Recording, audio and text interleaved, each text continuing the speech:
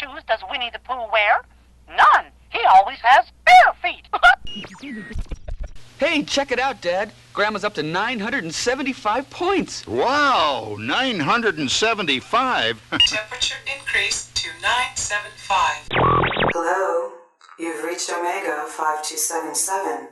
I'm either not home or just screening my calls. Ladies and gentlemen, Cosmic Ray is proud to present the biggest little star in the galaxy. WDW Radio, your information station.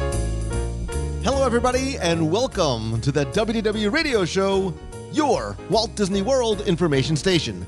I am your host, Lou Mangello, and this is show number 428. I'm here again to help you have the best possible Disney vacation experience and bring you a little bit of Disney magic wherever you are with this podcast, videos, the blog, live broadcasts every week on Facebook, my books, audio tours, and more. You can find everything over at WDWRadio.com and subscribe to the podcast in iTunes, Stitcher, and now Google Play. So I want you to please join me around the table this week as we review everything on the menu, literally, at Jock Lindsey's Hangar Bar in Disney Springs. This new themed Disney experience is based on a character from the Indiana Jones films and is immersive, interactive, and full of wonderful details, stories, deliciousness, and surprises, both on the menu and off. I'll then have the answer to our last Walt Disney World trivia question of the week and pose a new challenge for your chance to win a Disney prize package. Then stay tuned to the end of the show for updates about our next meet of the month in Walt Disney World, new live broadcasts coming up this month, and other events on the road, as well as your voicemails. So sit back, relax, and enjoy this week's episode of the WDW Radio Show.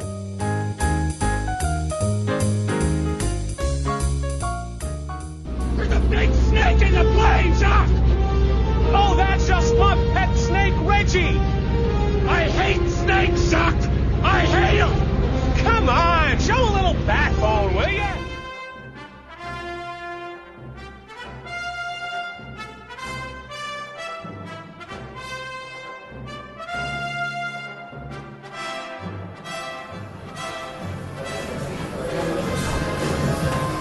A recent and I think very exciting trend at Walt Disney World is to take the concept of story and interactive entertainment experiences and bring them beyond just the parks and resorts, but into restaurants, making them true dining experiences. And I think we're starting to see really a shift in that direction. And one of the new locations that I have been so excited and so looking forward to trying has been Jock Lindsey's Hangar Bar in, I gotta get used to calling it, Disney Springs, taking one of my favorite movie franchises and my favorite pastimes, which is eating, and combining them both together.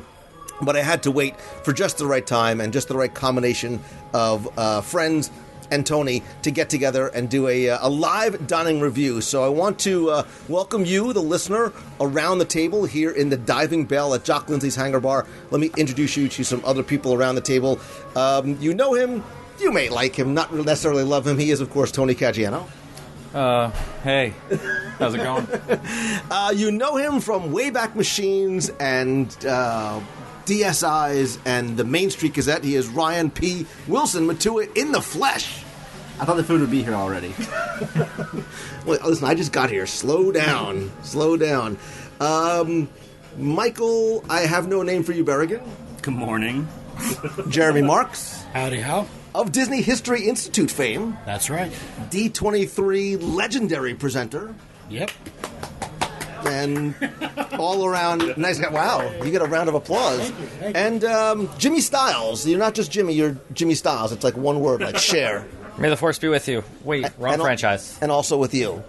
But listen, you know, it's smart that you said that, because I always said, you know, half jokingly around that when Disney acquired you know, Marvel and Muppet and Pixar, and then finally the Lucasfilm franchise. I mean, I think we're all somewhat around the same age. They really sort of acquired all of our childhood and young adult, you know, loves and influences on our lives, like Star Wars. And we wondered what potentially was going to happen. We'd heard all about Star Wars Land and the new films. Didn't know what was going to happen with the Raiders of the Lost Ark franchise. And then I think we were all pleasantly surprised when we hear the announcement of Jock Lindsey's Hangar Bar. We, I think, collectively knew who it was, but Jock Lindsey, for a lot of people, is not necessarily the most known character. Anybody want to sort of take a stab at defining who Jock Lindsey will forever be? Everybody's looking at Ryan. Yeah, that figures. So Jock Lindsey, for film perspective, was the pilot in Raiders of the Lost Ark.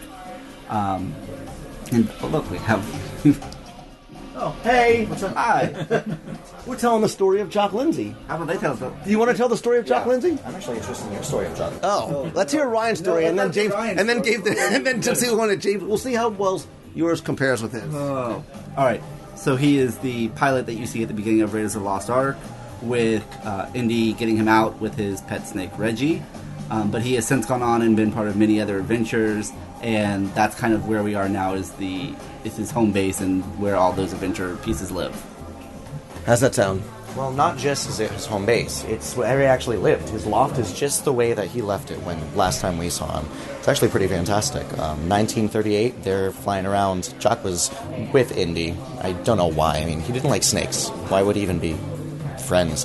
But yeah, they were looking for the Fountain of Youth. They crash-landed not too far from Disney Springs. Found the little town, got everything taken care of. Eventually they found the Fountain of Youth. Oh my gosh, Indy was furious, because it's just like a tourist trap, and he just thought it was a real thing. Blamed Reggie for the whole thing. Anyway, 1948 or so, they actually opened the hangar, start working on the planes. I mean, we got a Disney Springs is coming up. We have to make sure that all the boats that are bringing the product to the boathouse are making their product fly around the world. We have the trains coming out. We have the bottling company. Nowadays, I think they turned it into Morimoto, some restaurant. It's actually really cool. Got a lot of restaurants these days. But 1955, everyone was coming here and hanging out. So 1955, they just kind of rebarred some concrete, made it a bar, stopped making the planes. We still have the really cool Lamar ceiling and everything, but you don't see too many of those in Florida. So, but yeah, it's been like that for quite a while. Jock's a member of the Society of Explorers and Adventurers. He's been a member forever, actually. The menu we have was the banquet from when he became a member. He's also a member of the Adventurers Club. A lot of his friends used to come here. Samantha Sterling, Hathaway Brown. Yeah. And the Yaku's Ice Company lent us their ice machine. That was kind of cool. Makes the spheres for a Hail Marty. So I guess nothing wrong with your story, but I like mine more. I like yours more too. That's awesome. Like, we're all looking at each other like, this is so cool. Hey, you should know that, by the way. Yeah. Not bad for day one of training. Hey, learn things. And yeah, man, that's the thing. The attention to detail here and the story here. When you first walk in, I think a lot of us, you sort of meander to your table because you look around and there's so much to see here. And it was just, look, I love how they tie it into the former Adventurers Club, sort of the Society of Adventurers and Explorers, sort of referencing back to old Disney Springs, Downtown Disney and Pleasure Island. But as you look through, there's so much cool stuff on the walls. Any of you guys get a chance when you walked in to look around, see anything, look for anything? What'd you find? I found the hidden R2-D2 little on the wall over there. They can't, when you say over there, they can't see where you're pointing. Well, yeah. And when you walk in on the left-hand side by the tables, it's spelled out RTO/D2. Just a little hint. Isn't there an Obi-Wan reference right by there, too? I think so. Well, I know there's the Club Obi-Wan on the coasters. Yeah, I want to take like 30 of these coasters home because they're awesome. I'm going to make wallpaper on them. I found the medallion from Raiders of the Lost Ark. No. Yes. So that's in there. So the Temple from the Staff of Ra. Yes. And obviously, Club Obi-Wan is a reference to the film franchise as well. Same thing too. Look, even there's a variety of different coasters. The South Seas Club is from Rocketeer. Nice, I dig. The Python Bar. It's talking about Tony's Arms. No, La Cantina de Python Caracas, Venezuela. I don't know. I have no idea what that's from. We're gonna have to ask them. And Le Lapin. It's from Paris. Montmartre Cabaret. I'm not sure where that's from either. Anybody? We got questions. We have questions. They're going to have answers. And I think maybe on the way out, we can walk around and talk about, because there's a lot of little hidden things through here. It very much has an Adventurers Club type feel. And if this recording sounds... Is there an orange bird in here, too? Have you seen him? Yes, I found it last time. I forgot where it is. Did you see him? Did you see him here, or did you see him on the Google? And if this sounds a little echoey, it's because we're actually sitting in this giant, like, diving bell. It looks like the rocket that you would have seen, like, Jules Verne take off on, and I think when people walk in, they don't necessarily know what it is, but it almost makes it. We've been talking about places like the Edison that's coming here, that sort of authentic feel. That's the kind of thing. I mean, you see the exposed copper pipes and the dials and the buttons. There's pictures on the wall of not just Jock, but some of the other members of the Adventure Club. You guys find anything else in here, too? I was looking up at the loft area where Jock lived, and you can see where Reggie has apparently gotten out, and he's loose, and he's wandering around the bar somewhere. And Reggie is? Reggie is Jock's snake. And also the name of? The boat outside. Yeah, because so there's seating inside. There's probably seating for... What would you say? 50 people here. There's an outside. There's a really, really nice outside patio right on the water. And then there's also Jock's boat, which is Reggie. So you can sort of sit in there and feel like you're literally sort of dangling out over the water. Yeah, it's really cool. I was excited when I found out they were doing this because you see these properties and these characters coming into Disney World. And for me, it's nice that it's not that I don't enjoy like a T-Rex cafe style where it's kind of catering to the kids or an in-the-park option, an in-the-park restaurant. This is really different. It's a bar, like we're going to get into it later on with different kinds of snacks and appetizers and good stuff like that. Oh, we're going to get into it. We are going to get into it. But I like that it's a different offering. It's something that they don't have here. It's catering. Families are in here. We're sitting here and there's kids sitting all around. But it really caters to, it has a more adult feel to it. And when I like that, something different. And I like the fact that they pulled from a relatively obscure, instead of calling it the Raiders of the Lost Ark bar, they pulled, because I think it makes people who don't know the story talk to the cast members, and I love, again, and I think this is what we're starting to get into. We saw it in places like the Adventures Club. I think we're really going to see it when the Star Wars land, whatever it is, where the cast members are so deep in character that they talk about Jock Lindsey like he was a real person. Yeah, you can look around the trophy case on the wall, and I went and looked at some of them. These are all air races that Jock has won. So you can go and you can kind of set, okay, in 1938, he was in Ohio, and you have all these years, and you kind of start setting that character's whole story. Whereas we know a lot of indies, now we're getting a lot deeper into some of the more obscure characters. I mean, you also have a lot of real historical references too, like the Bessie Coleman banner up there. Most people don't know she was the first African-American female pilot. So there's a lot of real historical stuff in here, too, mixed in with the story. That's nice. Look at you dropping the knowledge on who Bessie was. I'm a nerd. I mean, I know there's a lot of references to locations around the world, the Luxor and Singapore. I don't know where that Les Lapins Agile, that location in France is.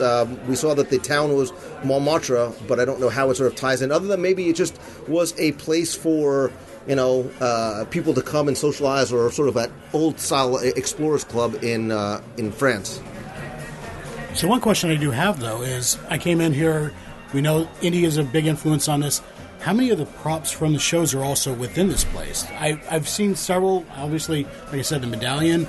We have the boat up there that I believe is also from the first movie. So there's a lot of items to look up, and make sure you look up when you're in here. Don't just look around side to side, but look up and all around, because there's going to be items everywhere. I know there's references to Short Round and Willie Scott from the film that I'm looking for. And supposedly there's a mention of things like the Holy Grail. Maybe we can even ask our server, because he probably knows a lot more than we do. But the reason why we're here is simple. It's not just to talk about the decor and the nice coasters, but to really get into, really deep into the menu. Because the one other thing I think that we're starting to see, too, is for a number of years, I think a lot of the food offerings, especially at some of the quick services and lounge, were very similar across the board, and we're seeing a wide variety of new types of food coming in. Right, James? I don't know what you're saying. The dining hall's rather enclosed. It is. It's closed and echoey, but I dig this, man. I dig. So we were just talking about just how well themed and all the neat artifacts and tributes and references that are in here. Any really cool ones we should look out for? Well, all due respect, I do want to make one correction. There are no artifacts here. They're in museums where they belong. But we do have some pretty cool stuff around. Like Dr. Elsa left her lighter here. We have some voodoo dolls from something somewhere. I don't know. All I have to do is scream. Why? You're supposed to say all I have to do is squeeze. Yeah. We exist in the modern day. Things change. But we know that there's some references to some of Jock's and Indy's other adventures here on the walls and maybe up in the rafters. Well, yeah, we have equipment from all over the place. We also have a map of their adventures on the wall, right over there.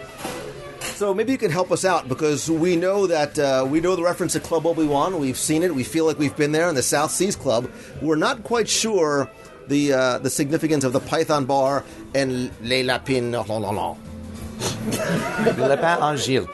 Well, Jock traveled. He picked up coasters. And that's about it. Okay.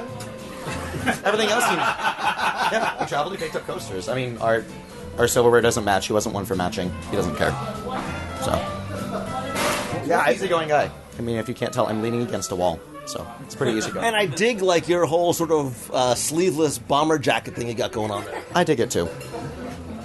That's all I have to say about that. The one thing I would love to see it, and I'm looking for my Jock Lindsey's T-shirt. Does Jock have any like souvenir T-shirts? Not that I know of. I mean, I don't know what he does. I mean, frankly, he's out exploring the Great Unknown Mystery at the moment, so it's with Wuhan. Yeah, as close as we can get to Jock is seeing his picture in his signature Yankee cap on the wall.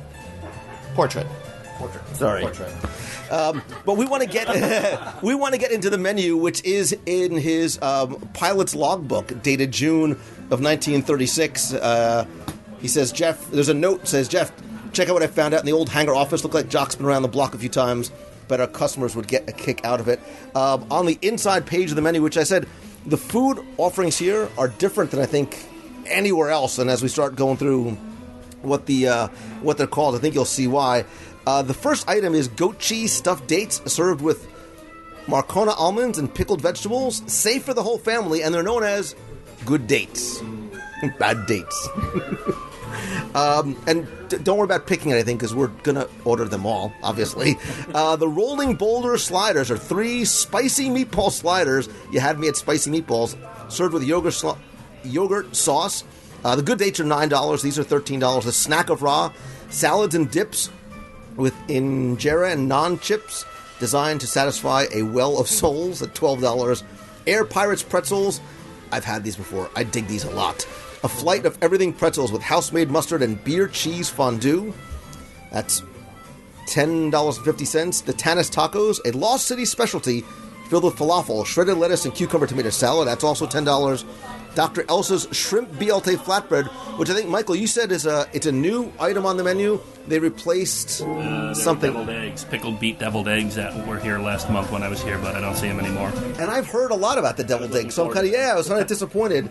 This is what's that say, Jimmy? Shermula spiced shrimp, some type of bacon, arugula, Newski's bacon, arugula, roasted tomatoes, and basil pesto. That's $16. I think we had everybody at bacon.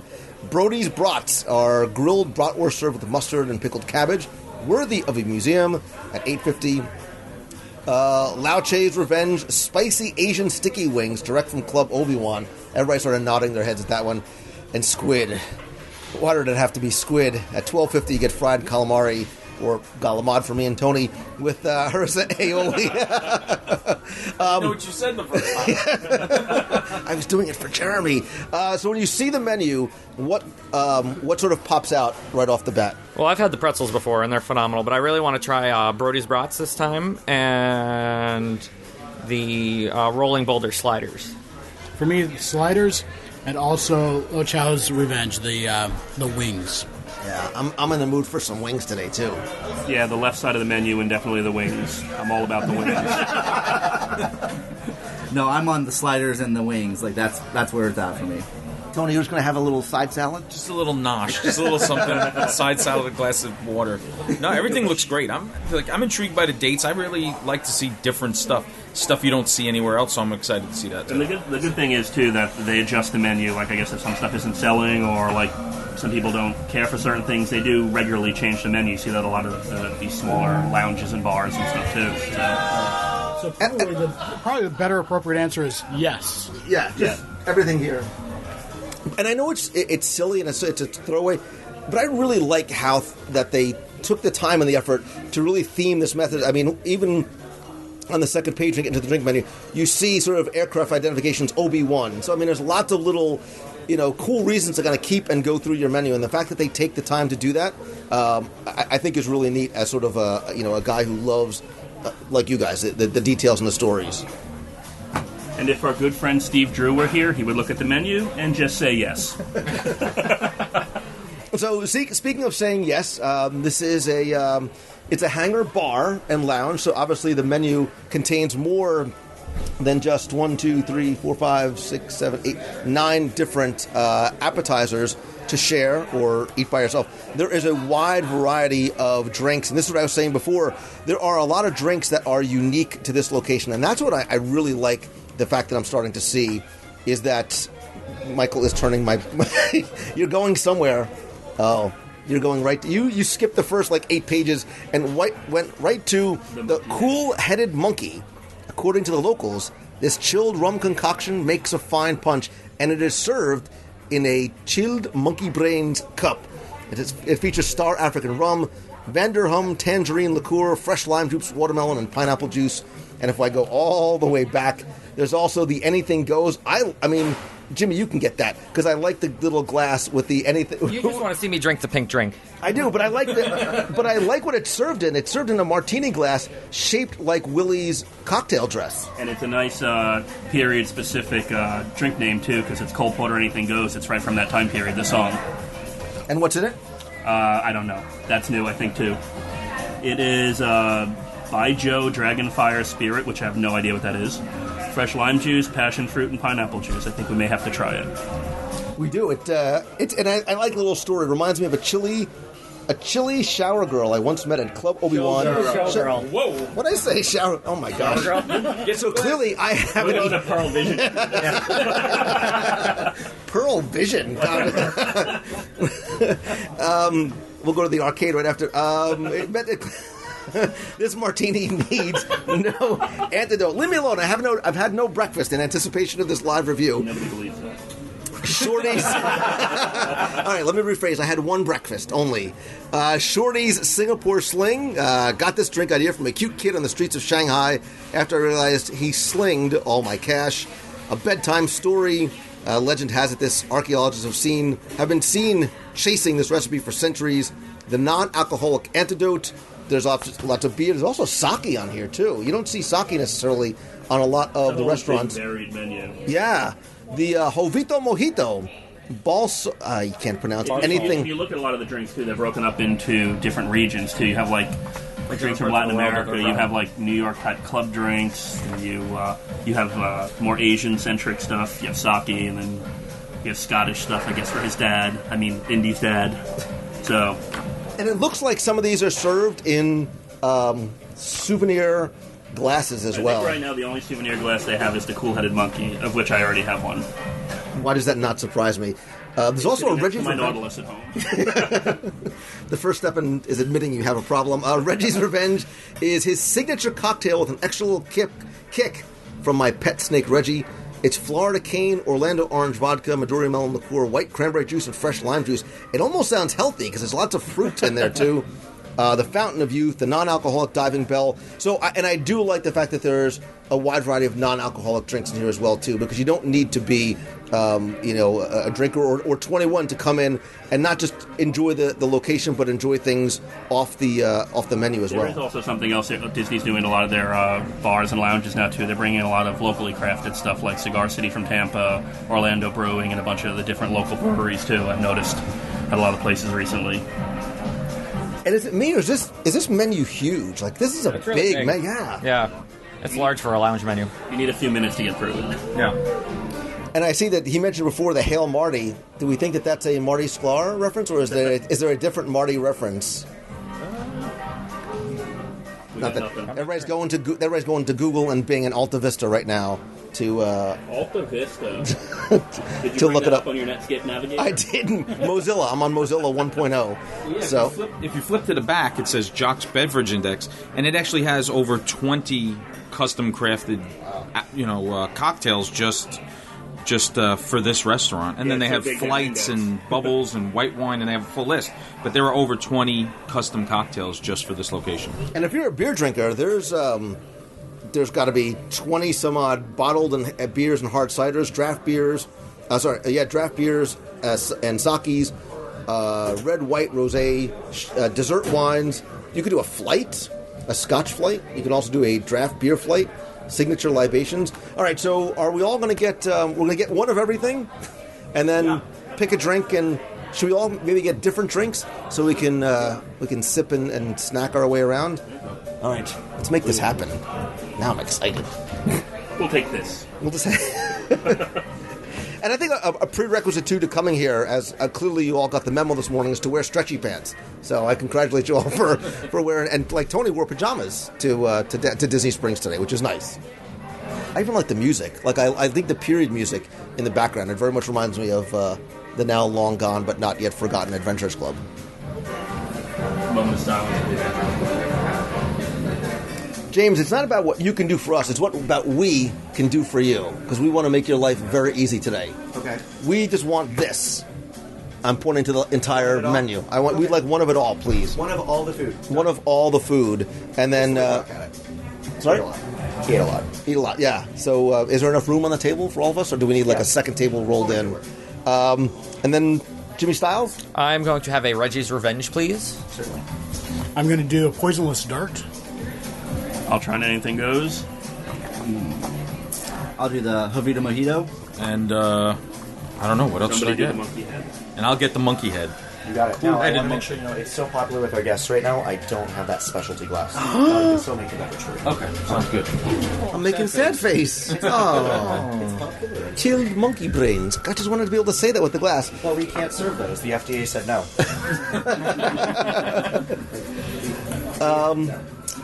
James, what else would you suggest in terms of cool signature beverages we should try? Cool signature beverages you should try. The Air Pirates Mule.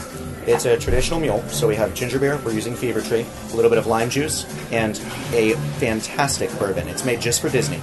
Wow. It's not Disney Select single barrel. 120 proof, drinks like it's 80. All right, you had me at mule. I have all the food.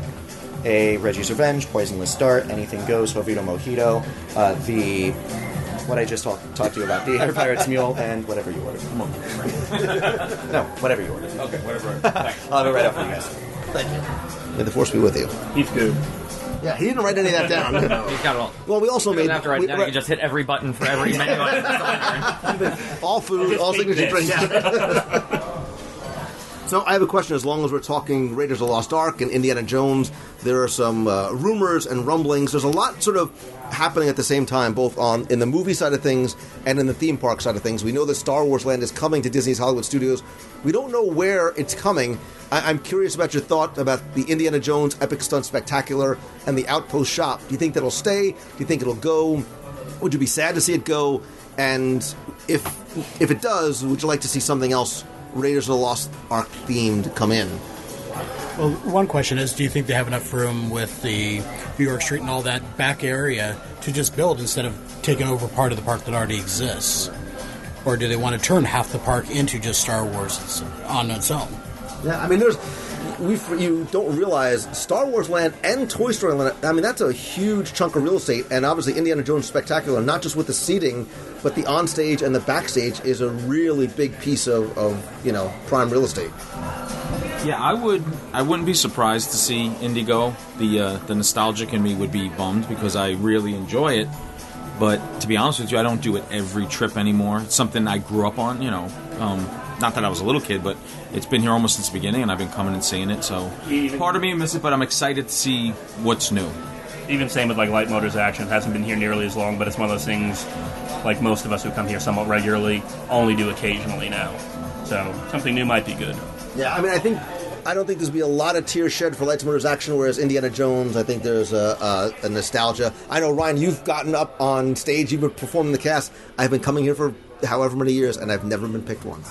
It must be that I don't fit into the costume. I think you're not going to jump up on a bench and wave your hands around until they go, okay, yeah, get the crazy man over here. I think part of it is going to see how this adventurers theme kind of fits. If the adventure theme here with the Hangar bar, the SEA, all that kind of starts to gel. Maybe it sticks around. Maybe it comes into a new incarnation. I do think they're going to see, once you have Star Wars in, once you have Toy Story in, then maybe we'll start to see, okay, this is what Indy's going to become, because you can now then shutter that attraction and have people diverted someplace else and not have people just standing around in the park. So in terms of the films, you have the trilogy, and then the Abomination, the other one, the fan-made film.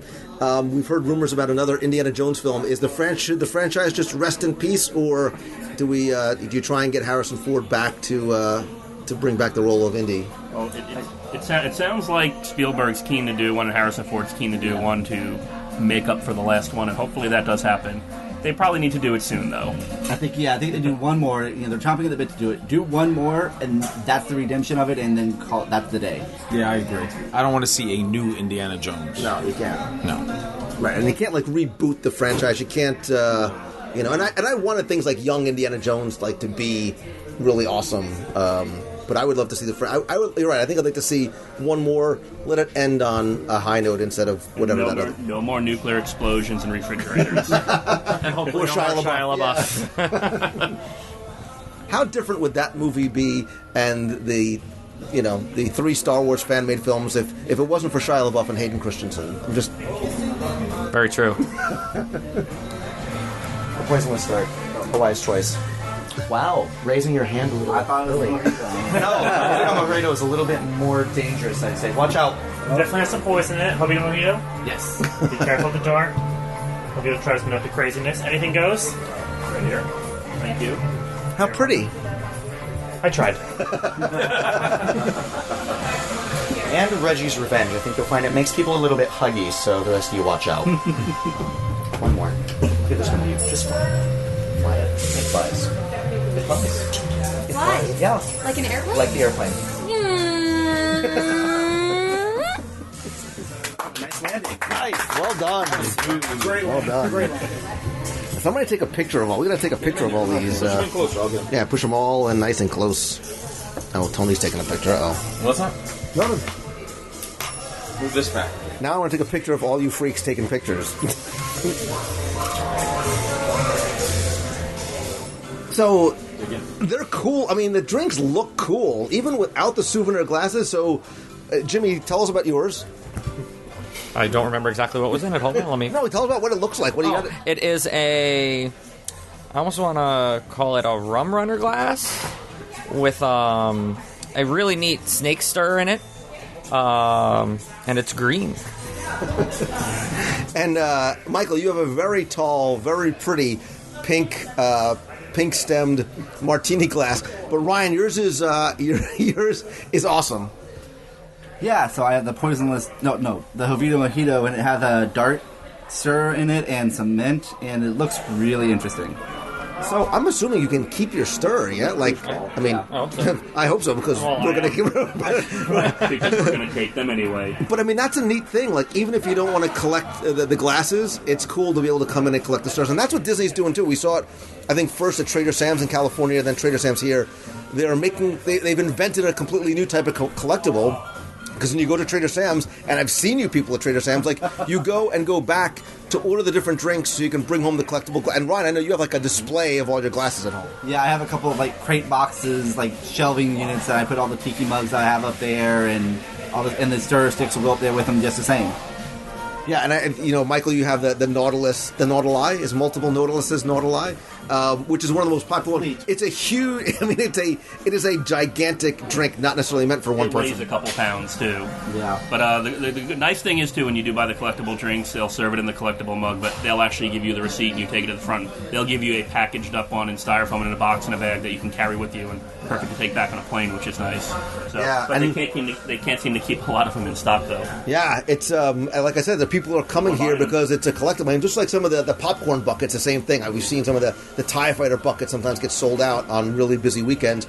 But they also rotate some of the glasses too. I understand at Trader Sam's they have different versions of zombie heads, so now you have to go back to complete the full set. All right, let's try them. Let's sort of just go around the horn, and I'm going to go clockwise just because Jimmy's sitting to my left with his fancy little Reggie's Revenge. All I hear is, oh, that's good. That's good.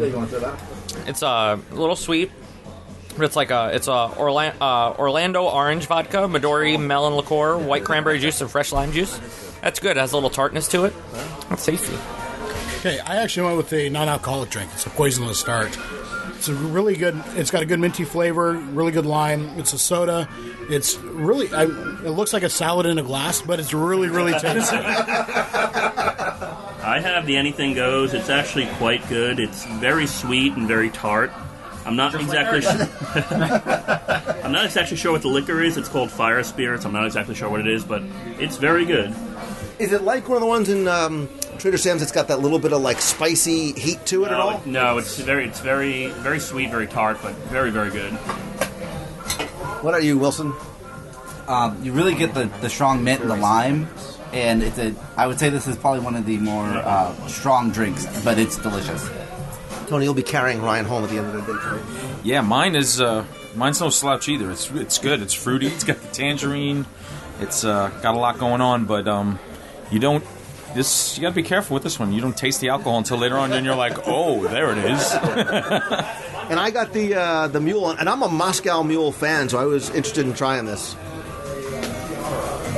And they have the proper mug for you too. So. Yeah, it's served in the cold copper. Oh, wow, that's nice. I've never had one with bourbon before. I'm gonna have to try that. And I'm not normally like a bourbon kind of guy. Bourbon's obviously a stronger liquor, but that's smooth. That's really, really nice. That's strong, but good. And strong, like you. It's strong, but oh wow, I like that a lot. Yeah. Oh wow, that's good. All right, get your hands off my mule. You want to try this? With the pinky out. That was very delicate and dainty. It's what I do. No, yeah, that's really good. It's like spicy, has a spice to it. And I've had a mule on your suggestion at the Grand Californian, but it's very different than that. So that's really nice. Oh, look at this. This is nice. I'm coming back with the rest.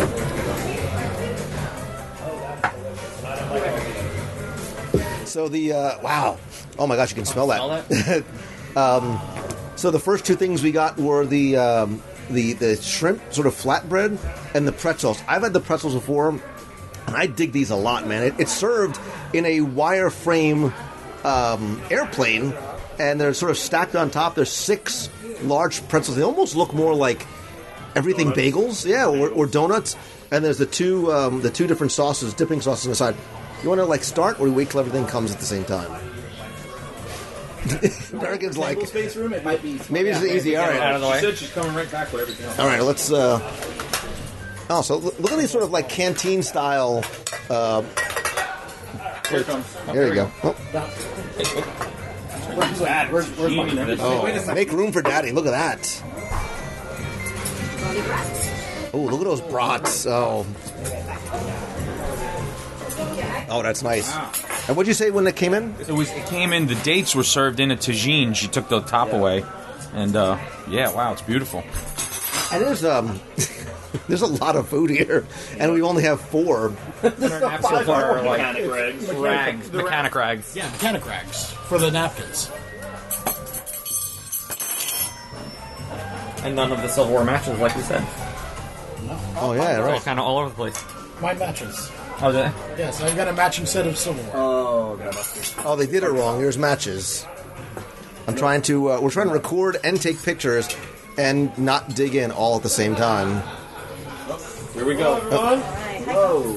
Hey. Awesome. Wow. Sweet. So that's my stuff. What are you clowns going to eat? 1, 2, 3, 4, 5, 6. We need to start eating fast because a couple more on their way out. Thank you all very much for coming. Oh, thanks, Chef. Trying all of our stuff. All of Jock's favorites, I should say. Oh my. No, we'll make room. Oh yeah, we'll make room. What's that? This is the snack of raw. It's fantastic. On the bottom we have some injera bread. It's an Ethiopian fermented bread. It's kind of used like tongs traditionally for the basara dip, like a green fava bean hummus. It looks like guacamole. It's not, but it is spicy. A slightly sweet chilled eggplant stew, chicken duro, very, very well spiced, and kind of this Mediterranean feta salad. And some non-crisps, plenty of cilantro. I encourage you to spread it out and try everything with the cilantro as well. That's nice. And silverware may help if you're not one to like roll things up.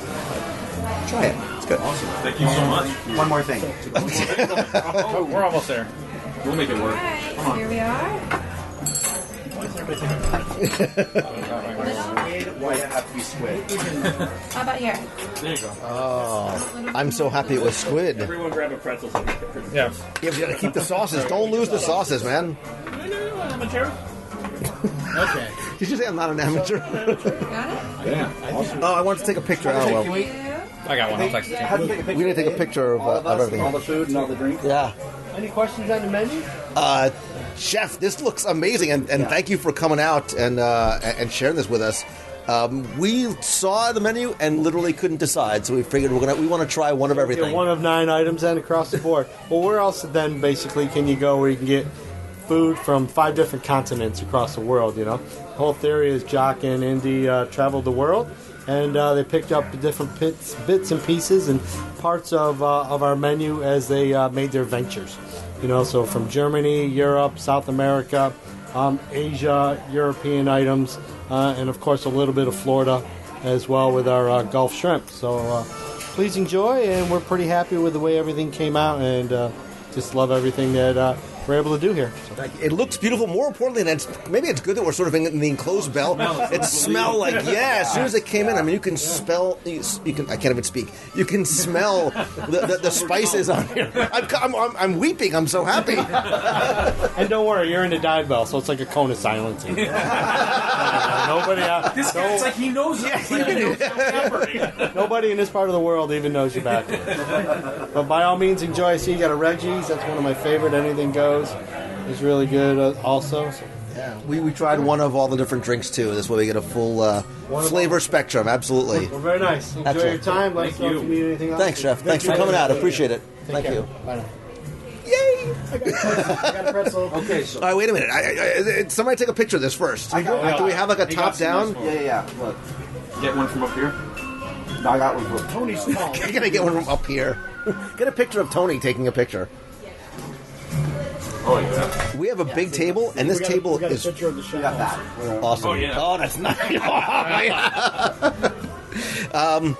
Gosh, I wish you were here, like sitting with us. Not that there's any more room at the table, but this is the way to do it, man. Like we were talking the other night. Like we love going to Sanaa and just getting out. What? I'm excited. Ditch the white man. Sneak into the dive bell and order everything. But no, man. Like this is the way to do it. Like you just get a bunch of friends and get a bunch of food. And you snack and share. I mean, dude, what do you... I need to know what that was. What was that? It's an almond. It's like a toasted almond. It's incredible. Bad dates. Bad dates. These are good dates. These are good. Oh, yeah. All right, let's do... I think we should do... Can we do one at a time so we can... Since we got pretzels in our dishes... The pretzels have 2 different sauces. A white one and a mustard. Tell me, what are the pretzels? Mustard, and it's a beer cheese fondue. Oh, is that the thing that's right here? No, that's the mustard, I believe. I think this... Or, I don't know. Oh, the mustard's over there. I don't know. Okay. I'm going to do mustard. Let's try a little bit of mustard.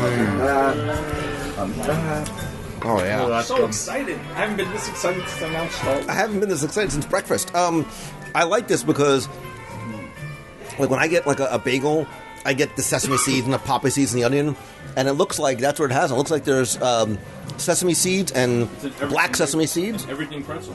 And that mustard's got a nice little zip to it. There's some rye on there, too. It looks good. Yeah, it's got rye. But what kind of mustard is this? Spicy, yeah. It's a spicy mustard. Sweet and spicy. I think I heard what kind of mustard is this? Yes. Mustard made with Sweetwater 420 and brown sugar. Oh, brown sugar. Yeah, the Sweetwater 420 really gives it a punch. The beer cheese is made with Stella, and I can't get enough of it. Where's the beer? Where's that? Over here. Come on, Berrigan. I have little alligator arms, man. You gotta help me out. It's actually a problem. There's never enough for anything that I try to do because I don't do anything in life with that cheese. I'm using it like a spoon. Oh my! I want to dip my fingers in that thing. Wow. Okay, that sauce is amazing. The fondue dip, that's awesome. That's insanely good. And hold on, bring that back here again, brother. No, we don't have any more. You don't like it. I would choose that over the mustard. The mustard's good, but this funny awesome. Wash that down with a little mule. Oh, I could do that all day long. We're gonna. But I looked at this You think we're leaving? Longest restaurant review ever. By the way, if you're listening hungry, I would put it on pause, go eat something, eat again, and then come back. I'll probably be back this week because once my wife sees the photo from this, I'll have to come back. I'm gonna be back tomorrow night. My wife will be like, "Hey, no, wait, We can do this again this week. I'm perfectly happy with that. tomorrow night." All right, I don't want to get too full and eat my entire pretzel. By the way, did you want a sip of a salad? I do want to actually sip your salad. Try it. All right then. Oh, so I know we overuse the word. It's refreshing. Like, it's nice and, like, cool and minty. It does. It almost has, like, a cucumbery, minty taste to it. So where are we going next? That's what, yeah, enough with the drinks. Let's get to the food. Point to something, I'll tell you what it is. Point at something. Let's go with the squid. Why did it have to be squid? Because it's sitting right in front of me. Fried fried calamari with harissa aioli. How did I say it? Aioli? Is that this? Yes, that's how we say it. All right, I'm just using my fingers. I don't care. We're all friends here. Well, except for his short arms over there, everybody else can reach it. So, as somebody who comes from an Italian background and likes to eat fried food, look at Jeremy going right for the tentacles. Yeah. Wow. I thought we'd have those ourselves. You know, the one thing about fried calamari is it's not just the level of the fry on the outside, it's how well you cook it. Because if you cook it too long, it can get very tough, very rubbery, and very chewy. There's also hot peppers fried in there mixed in too. I just got one really good, like the vinegary peppers. Oh yeah, and you like your stuff spicy. So the first thing I notice is it's not a very heavy fry on it, so it's not a. It's very light. Yeah, it looks like a tempura batter. If you don't want any of this, come. I'm going back to seconds. That tells you how it is. So like, and they're back to seconds on everything. So. And like the tentacles up on top, they're big. Like these are not little, tiny little things. I like that they have the tentacles. A lot of places you go seem to just have the calamari rings, like very generic. But this is fresh. You can tell it's fresh calamari. It's cooked perfectly. I really like that harissa aioli. It's almost like a harissa kind of mayo, maybe. Yeah. It's got a little bit of heat to it, but I appreciate you all eating the tentacles off the plate. I'm going to grab one of these peppers and try There's to. one tentacle up to one. They're good. Oh yeah. Luke, did you get your tentacle? The tentacles all you, brother. You had yours? Luke? I did not, but I'm good to see. No. That's yours. No, I don't want them. You have them. Take it. Dude, I don't want the I love tentacles. vinegar peppers, yeah. You don't want it? All you, man. And you know what? There's a ton of calamari in there. Yeah. Like that's a really big portion. So, Yeah, there's plenty there. I mean, it's made to share. You can tell. curious how it'll be with the pepper and the calamari together. That's like almost like a dinner-sized portion of calamari. They do work together. That pepper adds a lot to that. You don't do that, do you? Oh yeah. Oh, you don't do that. Oh, bummer. Who brought Wilson along? All right. One more, and then we'll move on, because I'm going to end up getting full. But they're good. That's really good. Something to snack on later. Mm-hmm. Oh, man down. Oh, man down. Somebody want to lick Michael's elbow? All right, let's go to the. This is a nice, easily shareable thing too. The shrimp BLT flatbread, Tony. So it's Dr. Elsa's shrimp BLT flatbread, Tremula spiced shrimp, Nuski's bacon, arugula, roasted peppers, and a basil pesto. So it is a probably a 10-inch long flatbread cut up into what looks to be 8 pieces. Probably each square is 3 inches by. So maybe my math is way off. Maybe it's 12 inches. Maybe it's like 3 inches by 3 inches. Has a lot of arugula. Really nice piece of crisp. Oh, you smell the bacon? Shrimp, peppers. Throwing knives.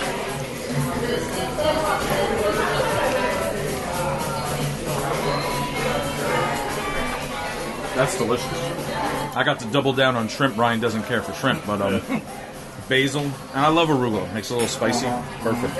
The bacon is really good too. That's tasty. That's a That really is good tasty. bacon. That is That is really good bacon. Is got a there lot such of thing as flavor. bad bacon though? Let me touch. That is. Well, like it's got slices of heirloom tomatoes in there, yellow tomatoes, and just the flavors are really, really good together. They're working well. And with the arugula, it's a vegetable. Right. It's awesome. So, when you think about things like layers of flavors, like the more you sort of chew it, the more you sort of get different textures and flavors, and cold and hot, and sweet and spicy and smoky with the bacon. Wow, that's really good. I dig that a lot. There's 2 more. Tony's like, okay. We're going to circle back to that. You guys talk. I want to finish this. I want to actually finish this. I'm just going back to the peppers. Nobody wants to talk. Everybody wants to eat. Everybody's got a mouthful of food. I mean, that's... That roasted pepper on there is nice. Yeah, like I said, there's a lot going on, but it all works together. The flatbread's just crunchy enough. The basil pesto is fantastic. Yeah, I'm not just Wow, that's really good. That's really, really good. And so is my chilled monkey. Oh, all right, let me try your anything goes. I really like that. That is good. Oh. I'm not sure what the liquor is. I want to ask you. I'm or what it is. What's in the anything goes? What's the? It's Fire Spirit. It's called. So I want to ask you. I'm comfortable drinking. The anything goes is Baijiu Dragon Fire Spirit. Sounds like the name. Sounds like for strong men to drink. Wow, that's nice. All right, one more piece of galamad, and then just to clear. I want to clear my palate with some galamad.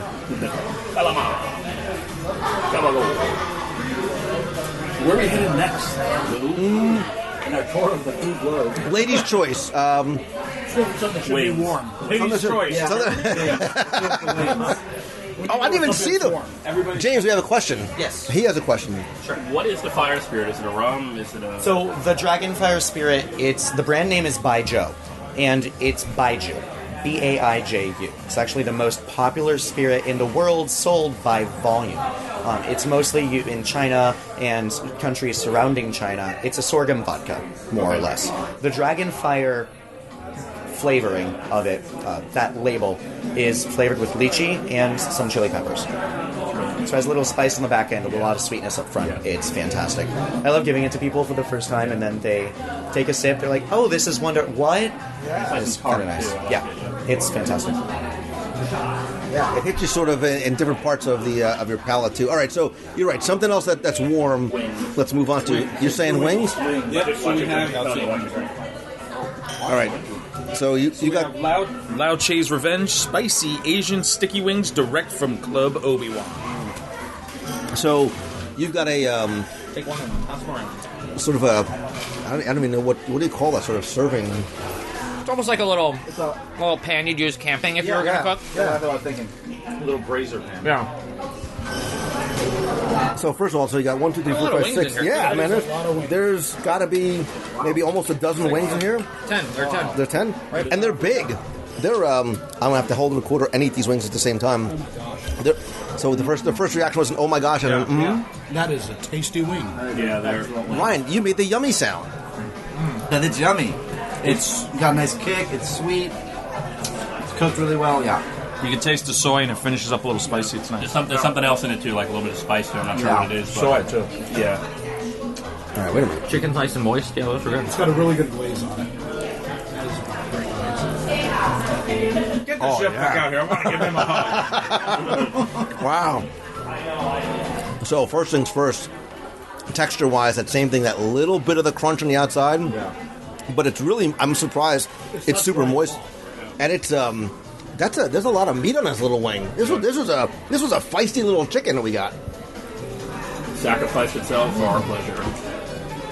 Wow. A lot of flavor in them. Monkey brains too. Mm-hmm. And we're all like licking our fingers off to get that. Yeah, to get it all. Forget the That sauce, is it almost like a hoisin, a spicy hoisin sauce? Yeah. Yeah. But you can definitely taste the soy. You get spice at the end. Not a lot. I wouldn't call them spicy, but No. that's good flavor. I mean, kids can... It's not like hot, like a no. Yeah. I mean, I wouldn't let my kids share this with me, but I would eat it myself. I would like to thank I would like to thank the chef for bringing this to my mouth. Wow. Thank you. Thank you. All right, there's 4 left. Who wants one? I'm sorry, there's 3 left. I do. Who wants one? I do. There were 4. You guys have that? I'll have another piece of pizza. Make sure Ryan gets it. Yeah, give it to Wilson. He doesn't do the shrimp thing, so. Wow, this is really nice. So, James, these wings are insane. I know. They are. They are insane. Well, and they're vengeful. Vengefully delicious. Oh. If that's I've just made that up thing. No, we use a little balsamic in it for the glaze itself. A little balsamic, soy sauce, and sriracha. It's a lot of really unique flavors being put together. It's just fantastic. That's a little neat finish. Yeah. Things like those dates. Those are my favorite. The almonds are very sweet. Be very good. Wow. I could eat. We have some more room now. We can actually start. I could eat a lot more of those wings. And I'm actually going to dip my finger in the pan because I like it that much. Perfect. But that takes the fun away. Keep it classy, Lewis. All right, where we headed? I'm just dipping my finger. I am literally licking the pan. So he said to go for the dates. Dates. All right, we got the Good dates. We say they're very sweet. Goat cheese stuffed dates served with Marcona almonds and pickled vegetables, safe for the whole family. So he said that the almonds were like insane. So there's some almonds that are just didn't run out. There's 5, so I'll cut one in half and half. All right, yeah. So there's 5. Oh, look at that goat cheese. I'll take half of that. The small one. Ooh. All right, well, there you go. If you're going to take half, I'm going to take a whole one then. So it's a big date. Gosh, it's larger than golf ball size. Dates filled with goat cheese in the middle. And I got an almond on top. The almonds are really good. My fingers. Get in my mouth. It's one of the pickled vegetables too. Oh yeah. Wow.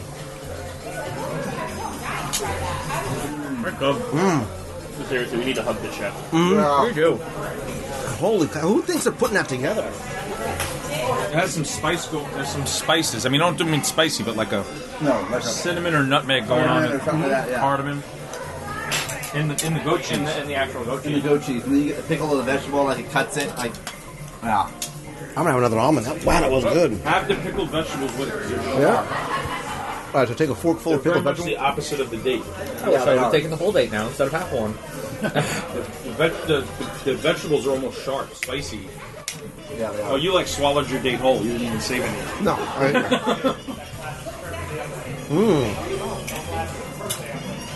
Pickled vegetables are. Yeah, that pickled. Wow, that's really good. And usually, you see that and you think it's more decorative. No. That's really good. That's excellent. I mean, you have to like goat cheese. It certainly has got a very unique flavor to it. I don't think I could eat a whole plate of those myself. They're very sweet. There's a lot going on in them. Yeah. But it's good to share with a couple people. Exactly. It's a really good. I could eat a whole thing of wings, and I could eat a whole thing of galamad. But I think you're right about that being a really good sharing plate. A reset. Take it down with the sweet. Yeah, that's nice. It's almost. That's the midpoint. It's almost as more, so yeah, it's a good midpoint for us. And we have or you can even finish off with something like that too, because it almost is sort of like a desserty kind of thing. Yeah, because the date's so sweet. Kind of like the cheese course. Yeah, so maybe we should mix things up there with a little bit of sausage. I see the brats. The brats sitting in front of Ryan. All right, so those are Brody's brats, grilled bratwurst served with mustard. I got a mouthful of dates here. Sorry. And he's got a mouthful of dates and a face full of hoisin sauce. So it's grilled bratwurst served with mustard and pickled cabbage, worthy of a museum. Or my belly. Get in my belly. So it looks like you get 5 really long. I mean, each of those brats is probably 7 inches or so long. You got the cabbage, and you also got little gherkin pickles. You also have the little gherkin pickles with it too. What are they called? Cornichons. It's a tiny pickle. Oh, look at you! Do you want to pass it around? Yeah. Ryan took for himself and just started eating. I cut one in half so that we were all right, Jimmy Staj, you got to help me out here, brother. If you could just throw that half on there, a little bit of mustard, and a little bit of that. On there on the side. Yeah, put it on there. Why not? A little bit of this, a little bit of that. Nice. Oh yeah. There you go. Oh, so what did you got, That's Tony? the The monkey? The cool monkey brain. cool monkey. I don't know. Cool monkey brain. It's the monkey head drink without the monkey. I've got some on my fork ready. Sit back if you want to touch the monkey. So that's nice and a little dangerous because you don't really taste. You don't really taste any alcohol. Afterwards, you can feel it. You get all warm in the chest. That's how you. That's how you know what just happened. But you could hurt yourself with those. But they're delicious. Can I have a small piece of your pretzel? I want to try it with stone ground mustard. You're serious? You want something? You want something out of my plate? Poke in the barrel. I thought he was kidding. Has Jeremy not met me before? Does he? So what did you do with my pretzel? Well, the brat came with a stone ground mustard, and it works really, really well with the pretzel. Actually, preferable over the other mustard that came with it, which was good. So you're mixing and matching here. All right. There's still a sausage one? I grabbed a half, but I didn't have them. What kind of sausage is the pork sausage I'm guessing? So that's different. It's not. It's a bratwurst. It does not taste. It's not. I mean, we had sausage, a lot of sausage. Yeah, it's a German flavor. It's German sausage. You can tell it's like. Again, it's got that the spicy mustard to it, and a little bit of texture and the crunch with the pickled vegetables. Mustard has a nice pop to it. Yeah. Sausage has a good snap. Like. You can see the mustard seeds in the mustard. I mean, it's. You need to try the pretzel with that mustard. Yeah. Yeah. Yeah, I think that probably would pair. And there's a lot of food. I mean, I'm surprised. I expected maybe 3 or so pieces of brat, and it's not the really thick brat. It's a much thinner, almost like a breakfast sausage size brat. Breakfast sausage size and thickness about 7 or so inches in length. And you said there's 5 that came in there. So very good. Yeah. Also, too, if you look at the menu, you may think like for traditional appetizers, the price may be a little high, but you get a lot of food. We haven't finished any. I mean, other than the wings and the dates. I mean, there's a ton of galamad left. I mean, most of it's sharing size. Lou will post photos, I assume, on the website. But like some of the stuff we're coming to is huge. I mean, it's a big plate of food. It's more than one person could eat. But everything here would be good for sharing, or it would be. One of these would almost be a meal. I mean, the 3 sliders. 3 sliders, yeah. 3 sliders. Is anyone tapping out? Everybody ready to tapping out? Forward? Yeah, wishful thinking there, Skinny. All right, somebody's gonna have to cut these. I'll cut the sliders in half. If you're tapping out now, you won't be invited back. Right. You want to try that before you? So this is the mojito. Pretty much, I think what Jeremy had plus rum. Yeah, it seems like. Probably. Oh, wow. I'm a mojito guy. I like that. That's really nice. That's the one that came with the collectible blow dart. Wait, not that old. Plate, just stick it in my hand. Stick it in my mouth when I cut it in half. There you go. Oh, look at that. So, first thing, that is a big slider, man. Meatball. It is. It's like a giant meatball. And what are the? Forgive me. What are these called again? They were rolling boulders. These are the rolling boulder sliders. 3 spicy meatball sliders served with yogurt sauce.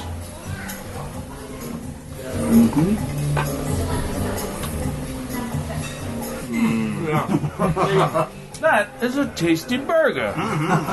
Oh. Yeah. Wow. Is good. There's some heat, man. Yeah, man. There's some heat.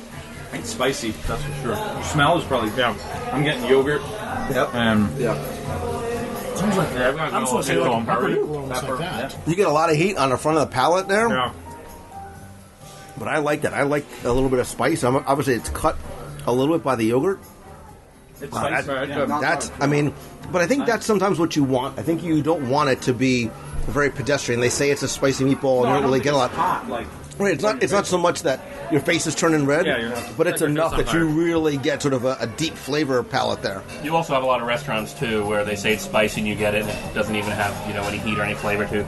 These do. They're good. Not too much, but good. To get you salivating on the back end of your throat, like you're going to start. Yeah. it's enough that it's enjoyable. I don't like food that's so spicy that it overwhelms the flavor of the meatball. Like, you taste the meat here. Tony, did you literally just lick your plate? I just put the pickled vegetables on top of that, and then that's why putting kerosene on fire, though, I gotta tell you. I think it says that we save the vegetarian options for the end. Yeah. Wow. I really like that meatball. That was a good meatball. I'm like a meatball kind of guy. I miss the old meatball bar here, and you get 3 pretty hard. I mean, that could be a meal. That's a pretty hearty. That would definitely be a meal. These things are large. That is. You gonna finish? They're not small meatballs. They're full-size meatballs. I'm smelling something else in there, and I'm trying to figure out what it is. If you keep dangling that thing out there like a football, I'm gonna rip it right out of your hands. You still haven't tried a pretzel with the. I have. So you want to do the? All right. So you're cutting up the tacos.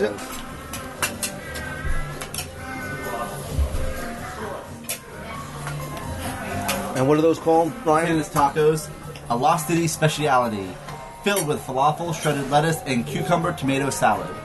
Oh, hello. Falafel.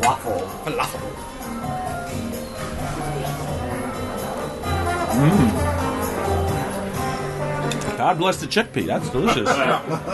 That's really good. That's a nice falafel, and it's healthy because chickpeas it's very high in protein. So I feel like I'm eating like a protein shake. I feel healthy. Get me 10 more of these. I'm feeling healthy. You're getting healthier as you eat it. See? But it's quite spicy at the end too. I was going to say, I was wondering if it was leftover spice from the meatball. It's not. This is on its own. Have to have a little bit. That was also delicious. But see, that's what I want. Like, I want to go somewhere, and like the chef said, you're getting flavors from 5 different continents. And like when you go to Sanaa, or when you go to Boma or Chico, you want something that is going to maybe push the limits of your palate a little bit and give you something that's a little exciting. That's good. I like that. We're gonna have to figure out how to rank these things. I'm not really sure. That's gonna be tough. We might need to do it again so we can put them in proper order. Wouldn't be the first time we've done that. We went to Kimonos a couple years ago, covered the table in sushi, and I told the waiter, "Do that again." It cost us $1,600, but we did it. American Express called me and said, "I think a small gang of hoodlums just stole your credit card." I'm like, "No, that's just me and my friends." That was me and Tony. And Glenn. So the final thing on our table is a 2-tiered mixture of naan breads and pita breads and dipping sauces. This is the something of raw? This is the snack of raw. Salads and dips with injera and naan crisps designed to satisfy a well of souls. So the injera is on the bottom. It's a softer bread. He said it's kind of a bread from Ethiopia, like a fermented bread. And then there's crisp naan on top. And it looks like the salads are... I don't know what this one is. We should ask him back. But that's an eggplant salad. Almost, yeah. And then this one here is... what do you say the one with beans? It looks like guacamole, but it's not. It's like a hummus. Fava beans, that's what it was. It was fava beans. Could you help us out? We're just about to tackle... This isn't the snack of raw. This is like the buffet of raw here. Like this is a big plate of food. Could you take us through again what's on here? I have to disagree with you once more. Ra's like a god, so I mean, like, it's a snack to him. It's a snack. There's only one god, sir, and I'm pretty sure he doesn't eat like this. That's fair. Okay, that's fair. It's an offering. We'll go with it. So the green is a basara. It's like hummus made with fava beans. It's a little bit spicy. Plenty of cilantro for everything. An eggplant stew. It's a little on the sweeter side. A chicken doro. It's a colder Indian-style chicken. I think of it as a dip. I guess it could be called a sauce, but it's definitely solid chunks. And a Mediterranean salad. Little feta, little cucumber, tomato.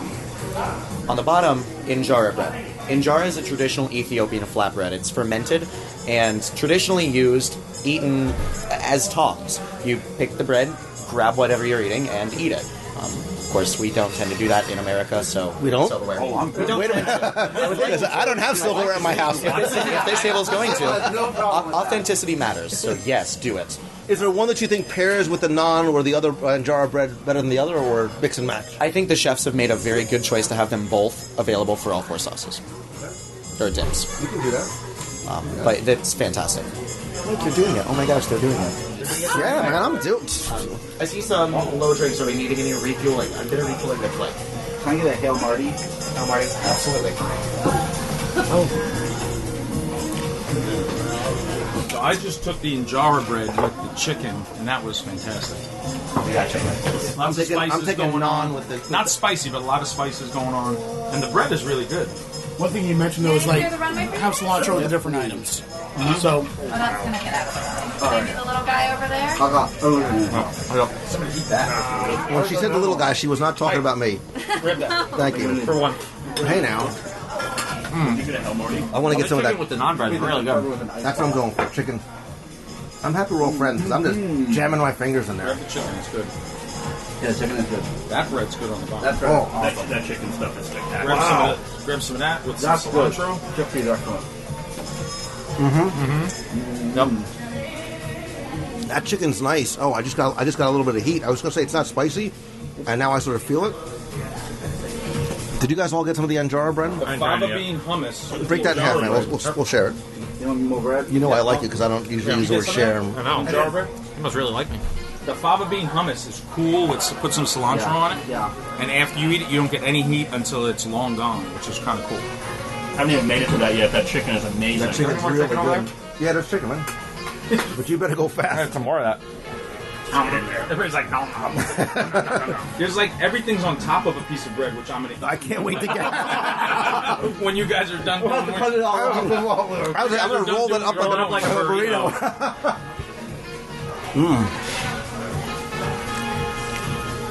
That chicken has such a unique flavor to it. I can't even sort of compare it to anything. No. The eggplant. Wait, I didn't even see the eggplant. What the what? Right here. Wait a minute. Yeah. And we know eggplant. We've eaten enough of it this week. We ate 11 pounds of it yesterday. Oh, there's the rest. Tony loses. That's good. I can't get past the chicken. I just want to roll that up just like it looks now. Yeah. And again, you know, it's a... That fava bean hummus. The bread that's underneath is probably a diameter of 10 inches or so. I mean, there's a lot of stuff packed onto that top layer. I mean, I should say there was before you monsters ate all that chicken. What are you talking about? Oh, I gotta get this before you got... And I'm gonna mix a little bit of this with this. Whoa, things are happening. So, What did the only thing I would say is this is probably not a good first date food. If you're going out with somebody on a break. That's not true. No, you think this is a good first date food? You want to see if they're going to want to eat all the same things that you want to eat. I know, but you're trying to be like nice and make a good impression. Jimmy, You'll really find the person's personality once you're trying to fight over what's on there. like if you take her out and she starts digging right in with her hands, you're like, oh, that's this a is keeper. I'm marrying this girl right now. That's got chicken. This is a mess. It's got I'll take the chicken mess. and hummus. This one's got eggplant and hummus. That one's got hummus and eggplant. That one's got salad and eggplant. Just grab one. I knew Michael was going for that one. You want it? No, it's all yours. I need a shovel. What else is new? Oh man. And you know what? Can you pass And that the mustard? Because I still have a little bit of pretzel bread. You gotta get left the over. cilantro on there too. That's good.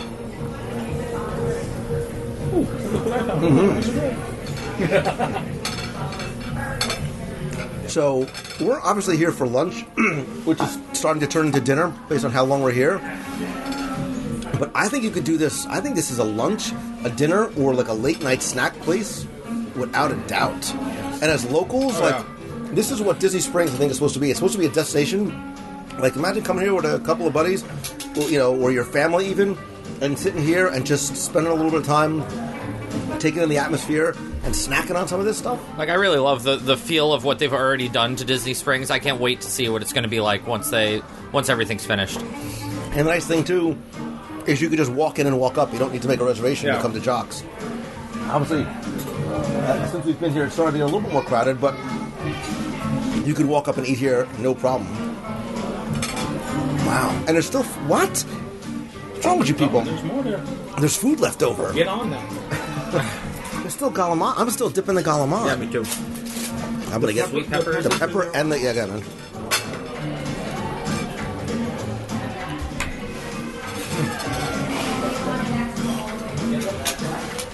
Yeah. Oh, there's another tentacle. That hidden tentacle. Very good. That plate of raw is just screaming your name. You call an uncle? No. All right, well, I'm bring it over here. Oh, there goes some more meatball sliders. Are they coming here? Is he bringing them here? I think we can do it. And the bread on the bottom soaks up all the juice. Yeah. Look, I can see them collectively hitting the wall. I feel it coming up. I'm not there yet. I don't need cilantro, so I'm like in the back. I know. I see the Italian guild worked. Don't throw in a challenge out there that you can't meet up. I'm still picking on these, and I got some. I love the little peppers in there. Oh, my pretzel didn't stand a chance. I kept a little pretzel in reserve just for the very end. I don't want to sound like some Jock Lindsey fanboy, but there's nothing here I won't order again. Everything I'll get again. My mouth is comfortably warm right now from all the different spice and flavor. Yeah. That's a really nice way to describe it, right? Sort of the flavor that I always. This is going to sound so stupid, maybe unless you guys do it too. But when I eat stuff and I go out and I'm sampling a lot of things, I try and put something aside to save it as the last sort of flavor that's going to be on my mouth, like when I leave. But I think you're right. There's a nice little bit of. Oh, you got the Marty too. Look at Wilson. A little ice here. Just so you know, if the glass goes straight up, you may have had a little bit too much. But fantastic sipping bourbon, the Colonel E.H. Taylor Jr. Straight Kentucky Bourbon Whiskey Bottled in Bond. It's the full name of the bourbon. It's amazing. Very, very smooth bourbon. And it comes in a sideways shaped. It's almost like a leaning tower of Pisa of like whiskey glass. Yeah, with an ice sphere that they make here in the restaurant. He said if it was straight, it was a problem, but I think it looks just fine. So, are you a bourbon drinker? Are you a bourbon connoisseur? No, I wouldn't say connoisseur, but that is my drink of choice. Straight up. How's that? Excellent. Yeah. Did you try the mule? Try the mule. I'll trade you. Yeah, man. That's excellent. Smells good. Yeah. Oh, that smells nice. Yeah, it's got like you said, it's nice and warm. Yeah, that'll make you warm real fast. Yeah, there's no. You don't get the zuzzas after you eat that. You know the zuzzas, right? I've never heard it called that. The zuzzas, your whole body shakes. That's what I'm going to call it from now on. That's copyright 2015 Lou Mangello. How'd that make you feel? Tony, man, I think you hit it on the head. Like, there's nothing here that I wouldn't be comfortable ordering again. There's 6 people, and there's 6 people that like to eat, and there are some remnants of food still left over. And that was definitely a lot of. Yeah. And I think all of the individual dishes were a lot of food in and of themselves. So if you wanted to come here by yourself, you could easily do 1 or maybe, if you're a big eater, 2 appetizers, and that's a full meal. Like you said, the dates were. It was more of a dessert almost. It was more of a dessert, but it was a lot of flavor. It's a very strong flavor, but yeah, splitting that with someone who's perfect. But the wings, no problem. You could do the wings. But to do 2 of these and finish them, you'll be hard pressed. I mean, I'm a big eater. I'll do it, but by the end, you're sport eating. You're not eating because you're looking at it. You consider you look around the table, and yeah, we all like to eat. We all did basically 1.5 appetizers total. You feel pretty good. And we feel full, yeah. If we weren't all doing this, I would not have shared those wings. No. There's a couple of things I would have preferred not to share with you clowns, like the meatballs. But 3 of those sliders is filling. They were very dense too. They were very heavy, and the flavor with the spice flavor with the yogurt sauce on them, they were perfect. All right, so I'm going to make you go first. Then, if you could come in here and only order 1 thing, what would it be? 1 thing or 1 page? That page. Right there. It's hard to say. I'd say the meatballs were spectacular. The dates are more desserty, I would think, but I would probably say those meatballs and the wings or meatballs. I can't pick one. Oh, that's easy. For me, it's going to be the wings. Those were amazing. Remember how much you loved the shrimp flatbread before you met the wings? The shrimp flatbread was also really, really good, but I'll still take the wings. That shrimp was so 20 minutes ago. I really think I'd probably go with the wings, too. The wings were they were awesome. They were just so tasty, and yeah, it'd be the wings. I might go with the shrimp flatbread or the calamari.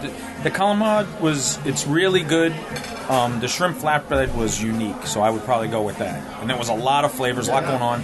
And to eat that whole, I mean, it was 8 nice slices. You know, it's a flatbread. It's 12 inches long and 8 inches wide. That's a lot of food. It was great. I could say meatball sliders. I could say the wings. They were both excellent. But let's go with the good dates, just because you had that sweet. But if you put the pickled vegetables on there, you had that nice, really sharp bite at the beginning of that, and it just paired really well. So they were excellent. I will say one thing though. We keep talking about the flatbread. The flatbread wasn't just flatbread. It was a tall flatbread because it was big, like really good sized shrimp. Each had a big, like a jumbo shrimp on it. Each slice had its own shrimp. So I mean, there was a lot there, and it was tasty. And that good thick cut bacon on it too. And I don't traditionally like things with like big chunks or slices of tomatoes on them, but that just all worked together perfectly. Just when I thought I had it decided, it pulls me back in. You know, I think there's oh my, Shorty's Singapore Sling. Who ordered that? You listen to Short Round. You live longer. Yo, call him Dr. Jones. You left the doll out of that. James, can I have a fountain of youth, please? Absolutely nothing. You need it, but Thank you. Isn't that nice? It's stunning Jimmy style. I spent a little bromance going on there. Did I just get hit on it? You hope so. Man, you know what? At the beginning, I'm like, oh, I love these pretzels so much. Like, this is a perfect, like, sit around with your friends and just pick them apart and just dip. We had the pretzels, too. I know. They were so long ago. No, Feels like yesterday. Like, I love to, like, take stuff and dip. I'm a dipping kind of guy, so I like that. Do you remember the cheese? Now, all of a sudden, you guys remember the cheese? Right? You're like, what wings? You need more of it, though, because you just want to shovel it. Yeah, and I'm sure they would bring you more, no problem. If I had to order one thing, Page one. Yeah, man, it's it would be wings or sliders. Yeah, it'd be wings or sliders. I'm almost leaning towards the sliders because that spice that you get, you don't normally find. Like, you don't get that big, you know. It's obviously bigger than a golf ball. I mean, it's, you know, like a small baseball size, almost spicy meatball with that yogurt sauce. I don't know where else you get something like that in world, if at all, anywhere.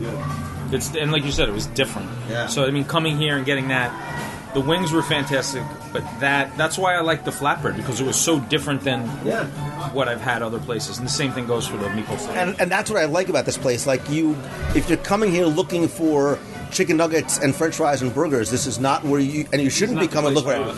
I think this place evidences the fact that when people go to Disney World, I'm like, oh man, I had chicken nuggets and burgers. Like, you're not doing it right, because there are such unique flavor opportunities here, and you don't have to just go to like World Showcase or you know, Morocco or Japan to get them. He's on his third cocktail. Whoa,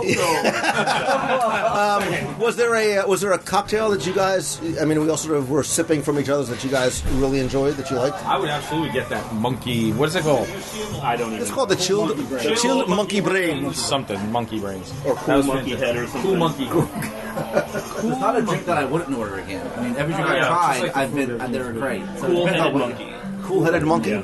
I really like the Anything Goes, though, but they didn't sing for us. They sang for that table over there. Well, and I meant to sort of say that before. I don't know if you heard in the background, there were some of the cast members who were singing about the drink to another table. And clearly we see it. I mean, it's a performance. I mean, these guys are not just servers. They are entertainers, very much like the Adventurers Club. I mean, you come in here and you get a little bit of a show with your dinner. Same thing if you're going to 50s Primetime Cafe. And, you know, like going to the Jungle Cruise, your server can absolutely impact your dining experience. You hit the music. It's like we're in the Jungle Book, right? It says, listen, it's just incredible. This is nice. I dig it. You could definitely come in here and spend some time looking around too. Any final thoughts? Any parting words other than the fact that we might be back here tomorrow? come in, enjoy the food, but also spend time looking at everything around you. There's a lot to see. Yeah, just eat everything. I get that. It's an all-encompassing. I mean, from sights, sounds, food, drinks. When are we renting the place out? That's what I want to know. When are we going to just hold the whole place? Yeah, this isn't just going out to grab a bite to eat. This is an experience. It's pretty cool. And it's the kind of... No, I'm saying, I recommend this to anybody. And my kids have been in here. I mean, there's families coming in. I think a lot of people might see bar and be pushed away, but I mean, take your kids and everything here is fantastic. It's a bar, but it doesn't have that bar atmosphere where it'll keep families out.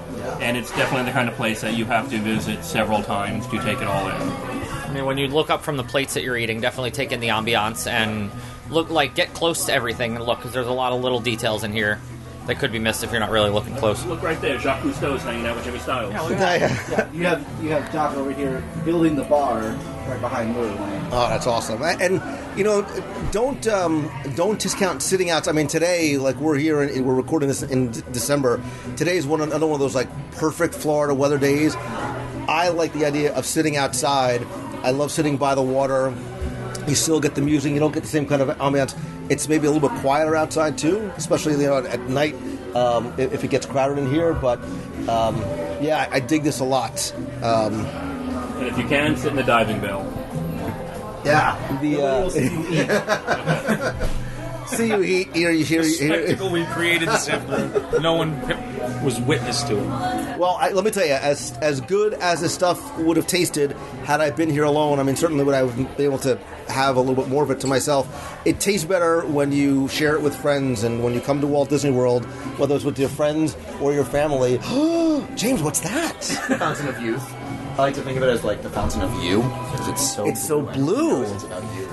James, we were just finishing up, and I have to tell you, this is one of the best, most unique and entertaining and flavorful dining experiences we have had in a long, long time, and you were exceptional, so thank you. Why, thank you. I try a lot, especially when I have trainees. We'll, can we just reserve the diving bell for this time every day? Fortunately, we aren't able to take any reservations. We're rather popular with our guests, and so we want to make sure everyone has the same chance to get the same diving bell that you've had. Do you take tables in Wonderland or any other discounts? Right now, we're not accepting any discounts. So we show up here at 11:30. So we'll just take up residency here for rope drop. More or less.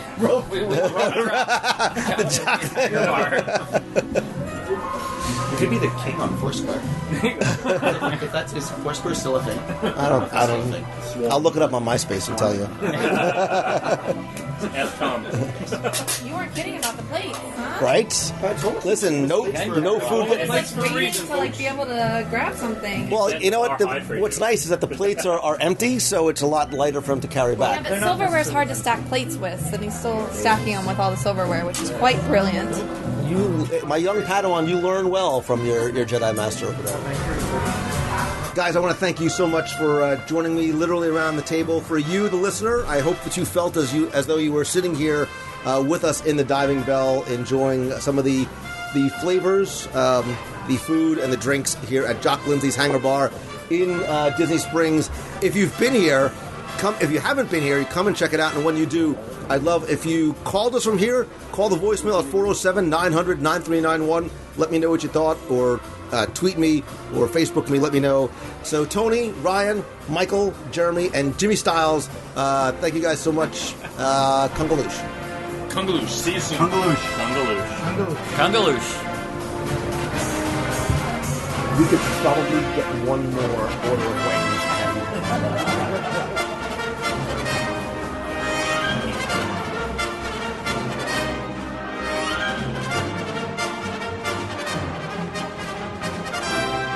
Snakes. Why did it have to be snakes?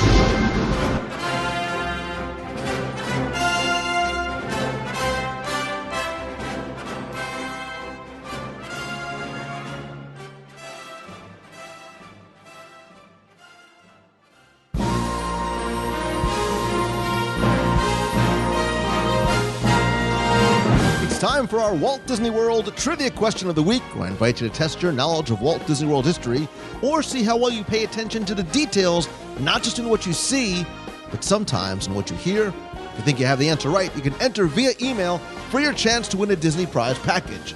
Before we get to this week's question, let's go back, review last week's, and select our winner.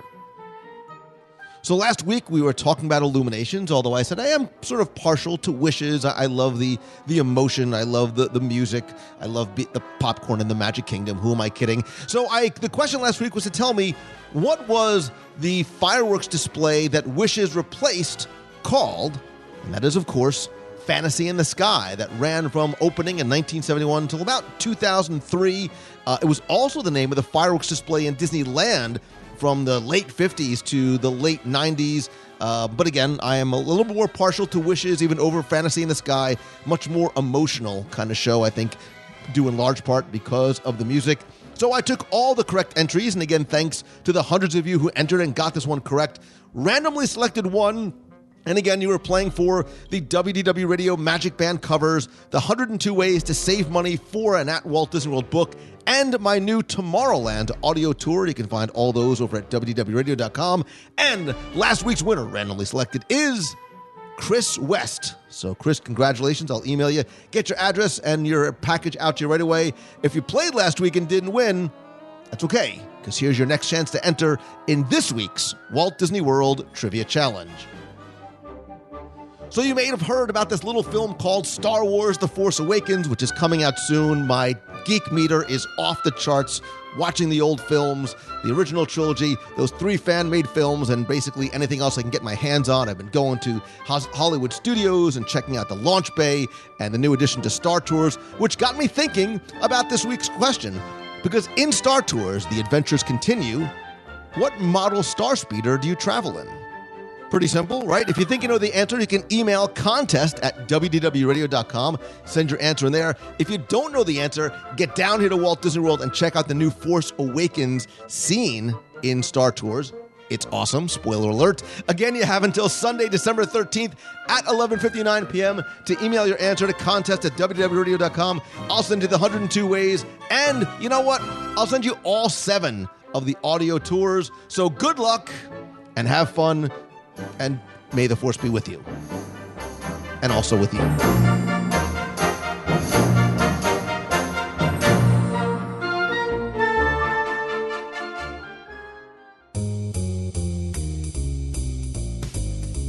That's going to do it for this week's show. Thank you so much for taking the time to tune in this and every week.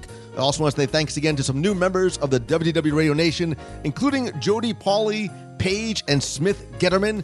If you want to help the show and be part of the nation and get cool rewards every month, including new scavenger hunts, a private Facebook group, custom personalized Magic Band covers, logo gear, t-shirts, care packages from Walt Disney World, and some new rewards coming to different levels in 2016, you can visit wdwradio.com/support.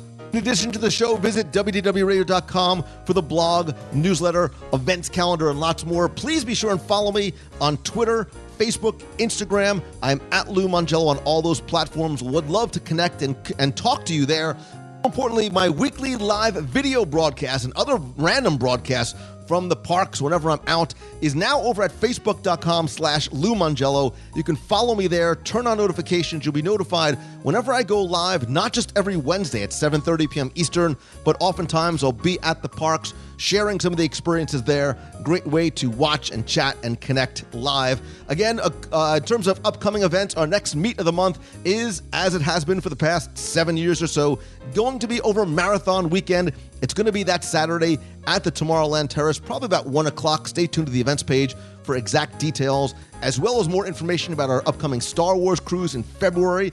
There's still availability there. Our New Orleans meet, February 26th through the 28th. I'll have details and tickets available soon for that. Chicago in July and our e-ticket adventure.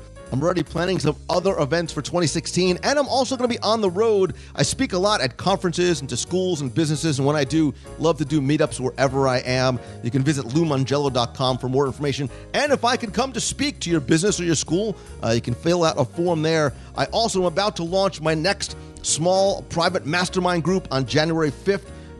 There are only 4 spots available left. I also do some one-on-one coaching, so if you're thinking about sort of finding a way to turn your passion into your profession, or you're looking into some personal mentoring or small group coaching about building your brand and business and doing what you love the same way you allow me to do every day, let me find out how I can maybe help you. Again, visit LouMangello.com. Thanks as always, Becky Menken from Mousefan Travel. She and her team will get you not only the best possible prices, but give you an incredible level of personal service, all at no cost to you. They're over at MouseFanTravel.com and CelebrationsPress.com. That's where you can find Celebrations Magazine. And finally, and most importantly, my friends, and you are my friends, whether we have met yet or not, all I ask is that if you like the show, please help spread the word. Tell your friends. Tweet out that you're listening. Come by, share, comment over on Facebook. That's incredibly helpful. And please take 2 minutes, go over to iTunes, rate and review the show there. Thanks to you, we have more than 1,000 5-star reviews. Would love to keep them coming. You can visit wdwradio.com/iTunes. Want to thank some recent reviewers, including M. Bamford01, all the way from the United Kingdom, R. Digi from the U.S., and Progress 1964. Really, really do appreciate the help and support. And more importantly, the fact that you take time out of your schedule and your busy day to tune in and listen and comment and email and call the voicemail, which, by the way, is at 407-900-9391. Call and say hi, even if just from the parks, or to ask a question, or if you have a comment about this week's show. Thank you again. Because of you allow me to do what I love every day and share my passion for Disney with you. And if you're not doing what you love every day, if you don't wake up excited every morning and can't fall asleep at night because you can't stop thinking about doing this thing that you enjoy, don't stay stuck, right? It's never, ever too late to start over. So if you weren't happy with the way yesterday went, try something different today. It's okay to reboot. You do it to your computer all the time. You can do it for yourself as well. Do better. Be better. Have faith. Thank you guys once again. I hope you have an amazing week. Hope to see you on Facebook Live. So until next time, see ya. Hi, Lou. Out of breath Rob from California, Maryland again. Now 75 days to go till the Princess Half Marathon and Glass Super Challenge for myself and for my wife. Oh, just knocked out my next long run. 7 more miles down. Looking forward to seeing you, listening to the podcast while I'm running, and it helps keep me going. Thanks a lot. Can't wait to see you. See you soon. Bye. Hey, Lou, Chris, mixed team in the box from West Palm Beach, just chiming in to say hello, and wish I could make it up there this weekend, but I couldn't do it, bud. We had plans. We had we had arrangements to be there the 3rd through the 5th to come see you today, but couldn't make it because we had some family obligations. So probably shoot up in February, and we can catch up. Just want to say everything's great on the box. I like Facebook. It's a lot better than Ustream. And everything's been great. Love your positivity, bud. Keep up the good work. Hope you, Dan, and your family had a great Thanksgiving. And all the best to everybody in the box. See you soon. Take care. Bye-bye. Hello, Lou Mangello. It's Darlene Nagy from West Seneca, New York. I just wanted to say that I am now 30 days out until the Disney 5K trip with my friend Judith to see everybody and all of my friends and do my first Disney 5K. Then directly after that, almost 1 month, you all will be going on a Star Wars adventure on the Disney Cruise Line. Oh, that will be amazing. You guys are going to have so much fun. I'm very jealous that I'm not going to be there, but I'm sure I am going to see a ton of pictures on the WDW radio site and hear all about it, and hopefully there will be live broadcasting. And then we are now, oh my goodness gracious, we are under 300 and, oh my goodness, my cruise line app is not working tonight. I know we are under 365 days for the e-ticket adventure. I've never sailed out of that port in New York. That'll be a first. And I'll be on the Magic. that'll be exciting with all of my friends again and my coworker, Karen. Yay! Oh, I can't wait for her to meet everybody. You guys have a wonderful week. Stay safe. Always think positive, as Lou says. Have a magical night. Hi, Lou. This is Josh Smith, K2 in the old box. Just calling you from Southern Ontario, Canada. I picked up your show around episode 400, and I have been going through the back catalog, trying to get as much as I can. And I'm just out walking the dog right now, and I was listening to episode 276, and you were talking about the nooks and crannies of Epcot, which I love. Epcot is my favorite part. And at the end of the show there, you said you'd like to go through each of the pavilions with somebody from their respective country, and I'd like to volunteer myself to go through the Canada pavilion with you. Have a meal at Le Cellier and have a poutine. And I can tell you that poutine is very popular up here. Even the McDonald's have it. They're not that great, but they'll do. Anyways, just want to say thanks for the podcast. Love listening. Hopefully we'll see you in August when we go down. We're planning our next trip for the end of August, and hopefully we can arrange that around the meat of the month. All right, so keep up the great work. Love the podcast, and see ya. You got a friend in me.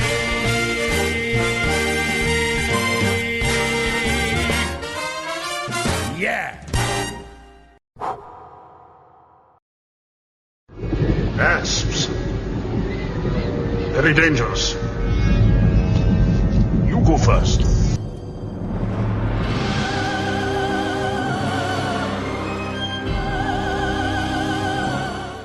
Oh no. Mister, wait. You call him Dr. Jones, dog. Okay. Dr.